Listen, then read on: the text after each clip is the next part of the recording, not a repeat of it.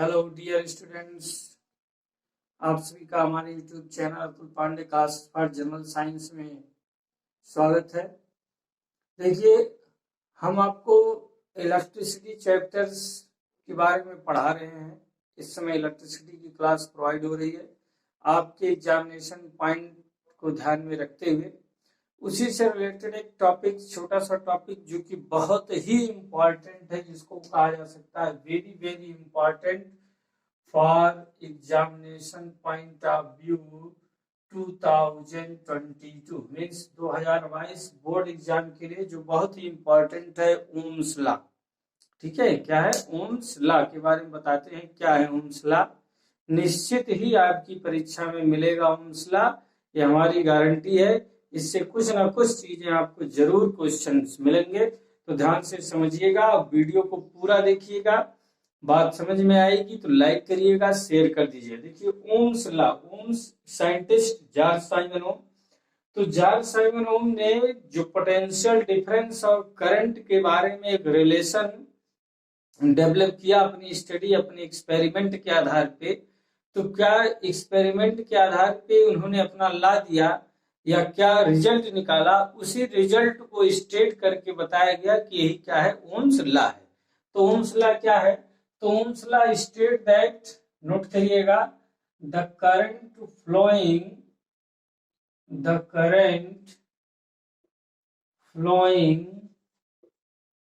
Through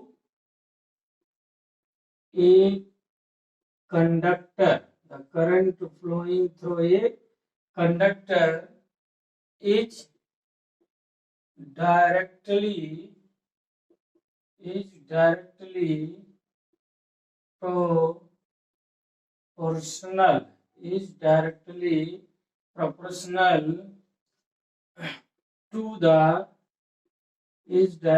proportional to the potential is directly proportional to the potential difference applied across its end of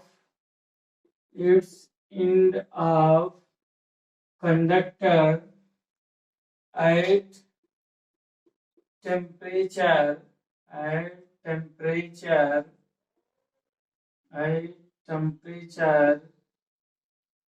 remain same, ये कहा गया। ठीक है, यही Ohm's law define किया। Ohm's law ने अपने लॉ पोटेंशियल डिफरेंस और इलेक्ट्रिक करंट के बारे में स्टडी किया। तो उसके एक स्टेटमेंट के रूप में क्या बताया गया कि the current flowing through a conductor is directly proportional to the potential difference applied across ends of conductor at temperature remains same। ठीक है, यह टेम्परेचर रिमेन्स कांस्टेंट। ठीक है, यह कहा गया। मीन्स जो किसी भी कंडक्टर के अक्रॉस करंट फ्लो होता है वो पोटेंशियल, अप्लाइड पोटेंशियल डिफरेंस के डायरेक्टली प्रोपोर्शनल होता है, और उसकी कंडीशन बताई गई कि टेम्परेचर रिमेन्स सेम या temperature remains constant. Means that is, इसी को मैथमेटिकली क्या लिखते हैं, इसको मैथमेटिकली लिखते हैं कि V is directly proportional I। V means potential difference, I means electric current. V means potential difference, I means electric current. तो V is directly proportional I। कब? At constant temperature, at constant temperature बात हो रही है। ठीक है, तो V is directly proportional I, इसी को बताया गया V upon I equal to constant. V upon I equal to constant, और इसके लिए कांस्टेंट यूज कर दिया गया कैपिटल R। ठीक है, इसके लिए क्या कांस्टेंट यूज कर दिया गया? Capital R। कैपिटल R को क्या बताया गया? Capital R is electrical resistance, electrical resistance. Capital R क्या हो गया? Electrical resistance of wire. Capital R को किस नाम से जानेंगे? Electrical resistance of wire. Means इसी को कहा गया या इसी को लिख दिया गया क्या? R equal to V upon I. R equal to क्या हो गया? V upon I. तो यहां से इलेक्ट्रिकल रेजिस्टेंस जो डिफाइन हुआ, बच्चों ध्यान सुनिएगा, इलेक्ट्रिकल रेजिस्टेंस जो डिफाइन हुआ वो डिफाइन क्या हो रहा है कि ratio of potential difference to the electric current. Ratio of potential difference to the electric current applied across its in the conductor is called resistance. Is called resistance. वो क्या कहलाता है? रेजिस्टेंस कहलाता है। ठीक है, means resistance is equal to V upon I के हो गया। ठीक, या फिर रेजिस्टेंस तो एक तो रेशियो के रूप में डिफाइन होगा कि ratio of potential difference to the flow of electric current is called resistance. या फिर रेजिस्टेंस को क्या डिफाइन किया जा रहा है कि resistance is the property of a conductor. Resistance is the ability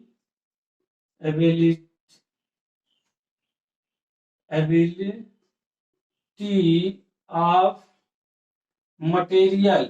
Resistance is the ability of material which oppose the flow of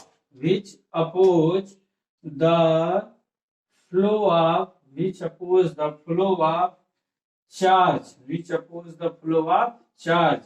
या फिर क्या होगा? इलेक्ट्रॉन या फिर इलेक्ट्रिक करंट। उसे क्या बोलते हैं? रेजिस्टेंस, जिसको हिंदी में बोलते हैं क्या? प्रतिरोध। क्या बोलते हैं? प्रतिरोध। तो प्रतिरोध क्या है? रेजिस्टेंस क्या है? Resistance is the ability of material which oppose the flow of charge. Resistance जो एक मटेरियल की एक एबिलिटी है जिसमें वह फ्लो ऑफ चार्ज का अपोज करती है। ठीक, तो जितने भी मटेरियल होंगे वो सभी मटेरियल को इलेक्ट्रॉन या चार्ज फ्लो करने की कुछ ना कुछ क्या होती है? एबिलिटी होती है। तो इस तरीके से डिफाइन हो गया रेजिस्टेंस। अब देखिएगा, रेजिस्टेंस की यूनिट की यदि बात कर लें कि एसआई यूनिट ऑफ रेजिस्टेंस क्या हो गया? एसआई यूनिट ऑफ रेजिस्टेंस, तो देखिए पोटेंशियल डिफरेंस की यूनिट जो है वो वोल्ट है। पोटेंशियल डिफरेंस की यूनिट क्या है? वोल्ट है। और इलेक्ट्रिक करंट की यूनिट क्या है? एम्पियर। इलेक्ट्रिक करंट की यूनिट क्या है? एम्पियर है। तो एसआई यूनिट ऑफ रेजिस्टेंस क्या हो गया? वोल्ट पर ampere. SI unit of resistance क्या हो गया? वोल्ट पर एम्पियर। या फिर इसी को क्या कहा जाता है? वोल्ट पर एम्पियर को बोला जाता है ओम कहते हैं। क्या कहते हैं? ओम कहा जाता है। मीन्स यदि पूछा जाए कि प्रतिरोध का मात्रक, रेजिस्टेंस का मात्रक क्या है, तो क्या बताएंगे? रेजिस्टेंस का मात्रक है ओम। रेजिस्टेंस का क्या मात्रक है? ओम, या फिर वोल्ट पर एम्पियर होता है। अब ये क्वेश्चन बनता है एग्जाम में कि define the SI unit. Define the SI unit of electric current. Electric current के एसआई यूनिट को डिफाइन करिए। मीन्स 1 ओम को डिफाइन करिए। तो 1 ओम क्या होगा? कैसे डिफाइन होगा? तो 1 ओम मतलब कि जब 1 वोल्ट पोटेंशियल डिफरेंस होगा, 1 एम्पियर की करंट होगी, तो इसका रेजिस्टेंस कितना आएगा? 1 ओम आएगा। ठीक, क्या आएगा? जब 1 वोल्ट पोटेंशियल डिफरेंस होगा, 1 एम्पियर इलेक्ट्रिक करंट होगा, तो रेजिस्टेंस की वैल्यू कितनी आएगी? 1 ओम आएगी। तो 1 ओम डिफाइन क्या करेंगे? डिफिनेशन यदि पूछ लिया जाए कि डिफाइन 1 ओम, तो डिफाइन क्या करेंगे? तो इसी ओम्स लॉ को ही देखिएगा, ओम्स लॉ को ही के डिफिनेशन से आप इसको डिफाइन कर दीजिए। क्या डिफाइन करिए? कि व्हेन 1 एम्पियर करंट, जैसे कहा गया द करंट, तो यहाँ करंट की जगह लिखिए, बोलिए क्या? कि when 1 ampere current flow through a conductor, when flow through a conductor across ends of conductor of 1 volt potential difference। ठीक है, या फिर कहिए कि when 1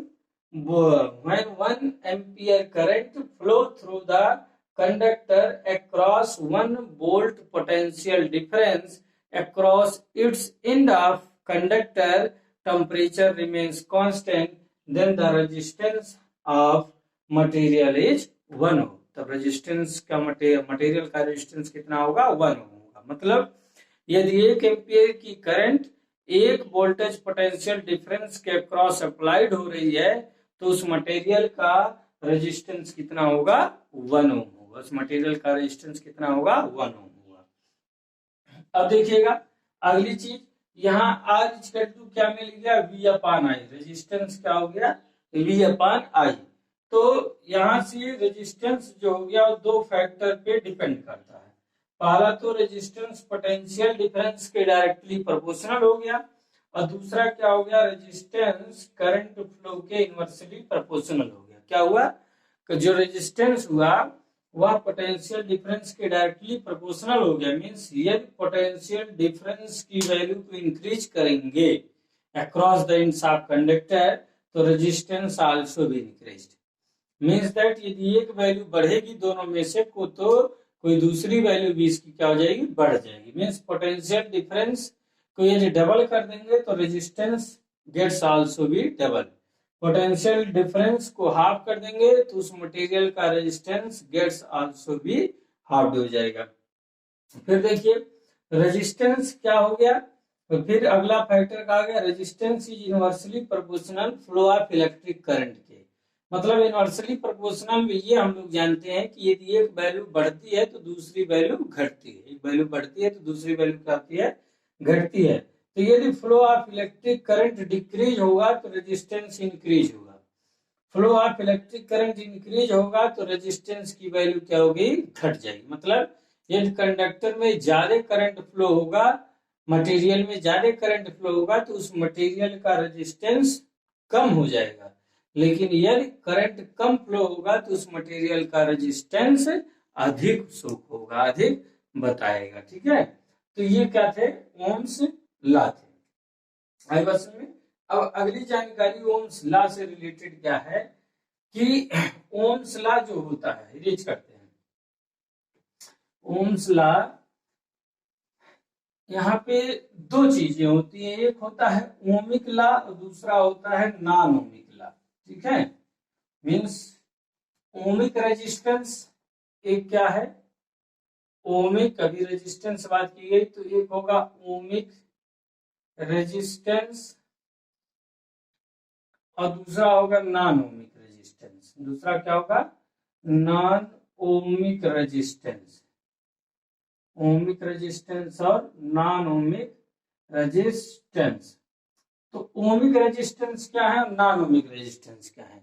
तो ओमिक रेजिस्टेंस मतलब फॉलो ओम्स लॉ, जो ओम लॉ को फॉलो करेगा। फॉलो ओम्स लॉ, जो ओम्स लॉ को फॉलो करेगा वो ओमिक रेजिस्टेंस, और non ohmic resistance do not follow Ohm's law. ठीक, जो रेजिस्टेंस ओम्स लॉ को फॉलो नहीं करेगा वो नॉन ओमिक रेजिस्टेंस होगा, और जो ओम्स लॉ को फॉलो करेगा वो क्या होगा? ओमिक रेजिस्टेंस होगा। अब कैसे बात होगी?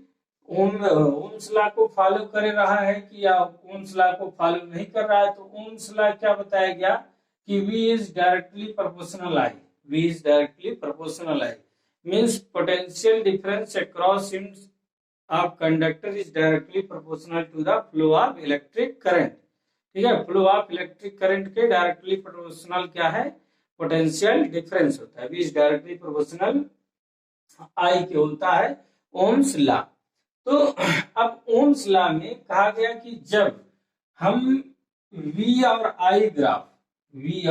I ग्राफ ड्रा करेंगे, I के बीच में मीन्स इलेक्ट्रिक करंट और पोटेंशियल डिफरेंस की वैल्यू को लेते हुए यदि ग्राफ ड्रा करें, जैसे एक आपको question number 7 question number NCERT exercise की बुक में दिया गया क्वेश्चन नंबर 7 ओमिक लॉ से है।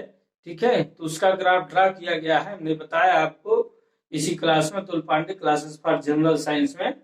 तो उसमें जो ग्राफ ड्रा हुआ था वो ग्राफ क्या मिला था? एक स्ट्रेट लाइन मिल गई थी। तो इसका मतलब ओम्स लॉ को फॉलो कर रहा है, मीन्स वो ओमिक रेजिस्टेंस शो करेगा। तो जब V और I मीन्स इलेक्ट्रिक करंट और पोटेंशियल डिफरेंस के बीच में इनकी दी गई डाटा से ग्राफ ड्रा करें और वह ग्राफ एक स्ट्रेट लाइन मिले, वो ग्राफ क्या मिले, स्ट्रेट लाइन मिले, तो इसका मतलब वो क्या शो होगा, ओमिक रेजिस्टेंस होगा। लेकिन यदि यदि क्या हो कि इनके बीच V और I के बीच ग्राफ ड्रा किए जाएं और ये ग्राफ स्ट्रेट लाइन ना मिलके कुछ कर्व लाइन में प्राप्त हो, तो क्या शो होगा, नॉन ओमिक रेजिस्टेंस होगा। क्या होगा, नॉन ओमिक रेजिस्टेंस होगा। तो ये ओमिक रेजिस्टेंस और नॉन ओमिक रेजिस्टेंस होते हैं। ओमिक रेजिस्टेंस मतलब which follow Ohm's law, non ohmic resistance जो ओम्स लॉ को फॉलो नहीं करता।